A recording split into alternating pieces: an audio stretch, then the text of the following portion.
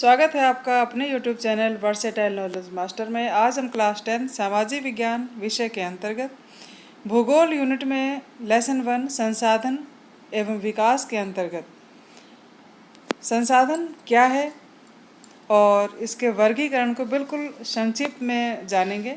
ठीक है। और जैसा कि आपको मालूम है कि जो बोर्ड के परीक्षाएं होती हैं उनमें अक्सर पूछा जाता है कि संसाधन क्या है, और इसका वर्गीकरण से संबंधित एक एक नंबर के कहीं ना कहीं क्वेश्चन पूछे जाते हैं। तो इसी को बिल्कुल सरल बनाने के उद्देश्य से यह वीडियो बनाया गया है। आप इसे ज़रूर देखें।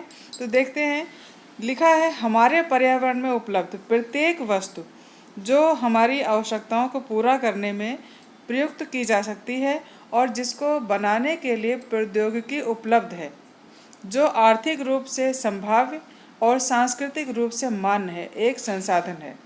कहने का तात्पर्य यह है कि हमारे पर्यावरण में जो भी वस्तुएं अवेलेबल हैं और वे हमारी आवश्यकताओं को पूर्ति करती हैं, यानी हमारी ज़रूरत को पूरा करती हैं, और जिसको बनाने के लिए टेक्नोलॉजी हमारे पास अवेलेबल है और यह आर्थिक रूप से संभव है, यानी हम इसको अचीव कर सकते हैं, और सांस्कृतिक रूप से मान्य है। ये नहीं कि हम प्रकृति को नुकसान पर करके और उसको हम संसाधन बना लें। इन सभी को दरकिनार करते हुए हमें यह भी देखना है कि वह वस्तु हमारे उपयोग में आए लेकिन पर्यावरण का अहित ना हो।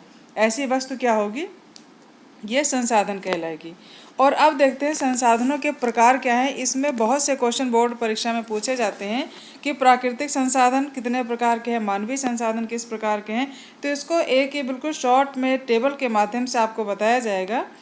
देखिए, सबसे पहले हम देखेंगे कि संसाधन मेन रूप से दो प्रकार के आप देख रहे हैं टेबल में, प्राकृतिक और मानवीय।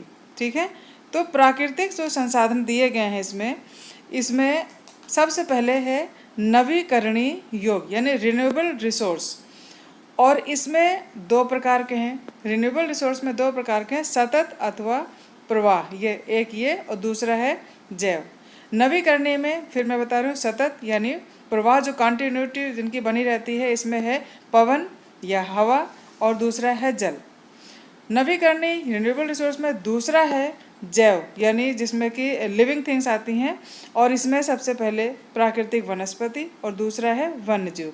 वनस्पति में भी यानी काई से लेकर जो पानी में पाई जाती है उससे लेकर के और विशाल के बरगद के पेड़ तक जितने भी वनस्पति आती हैं इसमें शामिल किए जाएंगे। और वन्यजीव एक छोटी चींटी से लेकर विशाल का हाथी तक के सभी जीव इसमें शामिल किए जाएंगे। ये तो था नवीकरणीय का वर्गीकरण। उसके बाद अब हम देखते हैं अनवीकरणीय नॉन रिन्यूएबल रिसोर्स में। इसमें भी दो प्रकार के हैं। देखिए, पुनः चक्रीय यानी जिनको हम रिसाइकलिंग कर सकते हैं, उसमें जितने भी धातुएं आती हैं वे शामिल की जाएंगी। और दूसरा है ये अचक्रीय, जिनका रिसाइकलिंग नहीं हो सकती है, यानी जो एक बार ख़त्म होने के बाद दोबारा वो लाखों करोड़ों वर्षों के बाद ही बनते हैं। उनमें ये आते हैं, इसमें जैसे आते हैं जीवाश्म ईंधन या कोयला। ठीक है। क्योंकि एक बार समाप्त होने के बाद उनको लॉन्ग टाइम लगता है इनको बनने के लिए। तो ये था प्राकृतिक संसाधनों का वर्गीकरण। उसके बाद है मानवीय संसाधनों का वर्गीकरण। इसमें आएंगे सभी प्रकार की संरचनाएं और संस्थाएं, और दूसरा है मात्रा एवं गुणवत्ता।